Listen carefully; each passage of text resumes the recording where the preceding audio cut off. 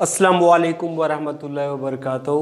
Dear students, हम mathematical method BSc का chapter number 7 infinite series के ऊपर बात कर रहे हैं। इससे पहले 3 लेक्चर हो गए हैं। फर्स्ट लेक्चर में मैंने आप लोगों को सीक्वेंस और types of sequence, convergent, divergent sequence, first और सेकंड, थर्ड लेक्चर में मैंने आप लोगों को समझाया। अब हम जिस टॉपिक के ऊपर बात कर रहे हैं उसका नाम है monotonic sequence. Monotonic sequence, monotonic sequence. ये कौन सी सीक्वेंस होती है? तो ऐसी सीक्वेंस जो इंक्रीज भी हो रही हो, डिक्रीज भी हो रही हो, या स्ट्रिक्टली इंक्रीज हो या स्ट्रिक्टली डिक्रीज हो, इस तरह की सीक्वेंस को क्या कहते हैं हम लोग? Monotonic sequence. ये मैं आप लोगों को 4 किस्म की सीक्वेंस समझाता हूं। अगर ये कंसेप्ट आप लोगों को समझ आ गया तो आप लोगों को मोनोटॉनिक सीक्वेंस आसानी से समझ आ जाएगा। मतलब इस सीक्वेंस को समझने के लिए हमें 4 किस्म की टर्म्स हैं, डेफिनेशन है, उनको समझना पड़ता है। सबसे पहली जो सीक्वेंस है उसका नाम क्या है? Monotonic increasing sequence. Monotonic increasing sequence. Monotonic increasing sequence क्या होती है, इसके बारे में पढ़ना है। इसके अलावा मोनोटॉनिक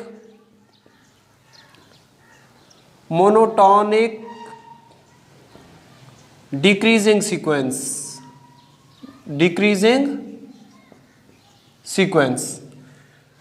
मोनोटॉनिक इंक्रीजिंग और स्ट्रिक्टली इंक्रीजिंग सीक्वेंस ये आपस में मिलती जुलती है, थोड़ा सा फर्क है इनमें। Strictly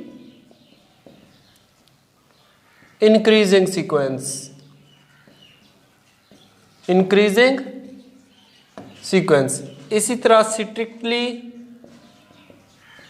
strictly decreasing sequence. अब यहां पे मैं आप लोगों को इनकी एग्जांपल दे के समझाता हूं कि मोनोटॉनिक इंक्रीजिंग सीक्वेंस और मोनोटॉनिक डिक्रीजिंग सीक्वेंस में क्या है। अगर ये वाली 2 समझ आ गई तो ये बिल्कुल आसानी से फिर आप लोगों को समझ आ जाएगी। तो सबसे पहले हम लोग बात करते हैं मोनोटॉनिक इंक्रीजिंग सीक्वेंस। बच्चों, अगर हमारे पास कोई सीक्वेंस हो Sn, अगर उसका रिजल्ट Sn+1 क्या हो? ग्रेटर देन हो या इक्वल हो Sn के, उसको कौन सी सीक्वेंस कहते हैं? Monotonic increasing sequence. या इसको हम लोग ऐसे भी देख सकते हैं कि Sn+1 क्या हो माइनस Sn का रिजल्ट क्या होना चाहिए? इक्वल, ग्रेटर देन 0 या इक्वल टू 0। तो हम कौन सी सीक्वेंस कहेंगे? उसको monotonic increasing sequence. For example, अगर हमारे पास कोई सीक्वेंस है, मतलब A2 यहाँ पे ग्रेटर देन होगा A1 से, इसी तरह A3 ग्रेटर देन या इक्वल टू होगा A2 से, इसी तरह A4 greater than equal to होगा A3 से। इसके एग्जांपल ऐसे है, या तो मतलब जिस तरह है 2 ग्रेटर देन हो 1 से या इक्वल हो, या ऐसे भी लिख सकते हैं 2 इक्वल टू 2। इसी तरह 3 ग्रेटर देन हो या 2 से, या बराबर भी हो सकते हैं। इसी तरह 4 ग्रेटर देन कितना? 3। तो इस तरह की जो सीक्वेंस है वो क्या कहते हैं? उसको मोनोटॉनिक इंक्रीजिंग सीक्वेंस। इसमें आप लोग देख लें, अगर इन दोनों का डिफरेंस करें तो वो ग्रेटर देन 0 आएगा। फॉर एग्जांपल, अगर जिस तरह यह है 2 ग्रेटर देन 1, 2 ग्रेटर देन या इक्वल टू 1, तो इसको हम लिख सकते हैं 2 माइनस 1 इज, ये देख ले 1 जो है ग्रेटर देन होगा किससे? 0 से, या इक्वल भी हो सकता है। जिस तरह ये है 2 ग्रेटर देन 2, मतलब 2 माइनस 2 या बराबर हो जाए या इक्वल हो जाए। तो इस तरह की जो सीक्वेंस है उसको क्या कहते हैं? Monotonic increasing sequence. अब जो वो स्ट्रिक्टली इंक्रीजिंग सीक्वेंस है, इसमें क्या होता है? ये ग्रेटर देन या इक्वल टू का साइन है, यहाँ पे ग्रेटर देन, सिर्फ ग्रेटर देन का साइन होता है। क्या होता है? सिर्फ ग्रेटर देन का साइन होता है। मतलब यहाँ पे ऐसे होता है, या इसको ऐसे भी लिख सकते हैं Sn+1 minus Sn greater than 0। इसमें जो एग्जांपल है वो ऐसे होंगी, मतलब A2 greater than A1, A3 greater than A2, A4 greater than A3। तो इसको हम लोग इन दोनों का डिफरेंस लें तो वो ग्रेटर देन क्या होगा? 0 होगा, मतलब A2 minus A1 greater than क्या होगा 0 होगा। इसी तरह A3 minus A2 greater than 0, A4 minus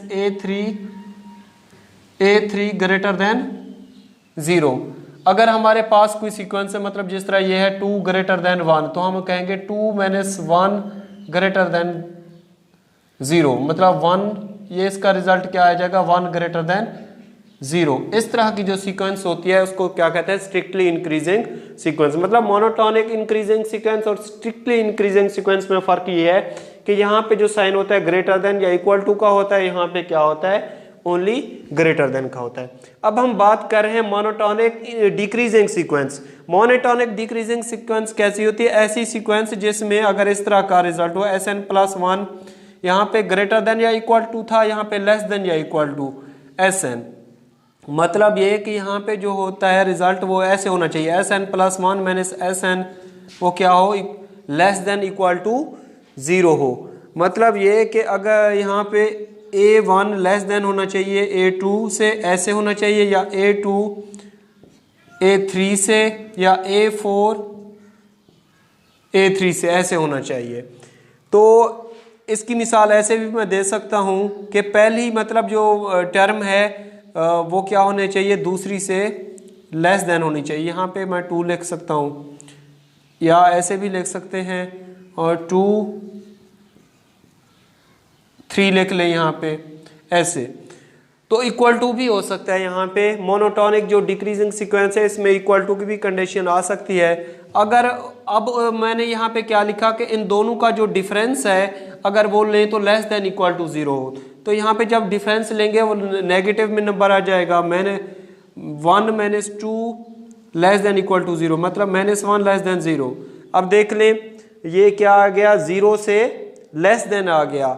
तो इस तरह की जो सीक्वेंस है उसको क्या कहते हैं monotonic decreasing sequence. Monotonic decreasing sequence और स्ट्रिक्टली डिक्रीजिंग सीक्वेंस में फर्क ये है कि यहाँ पे greater less than equal to का साइन है, यहाँ पे क्या होगा ओनली लेस देन का साइन होगा। ऐसे होगी condition Sn+1 less than Sn। मतलब ये कि इसको ऐसे भी लिख सकते हैं Sn+1 minus Sn less than 0।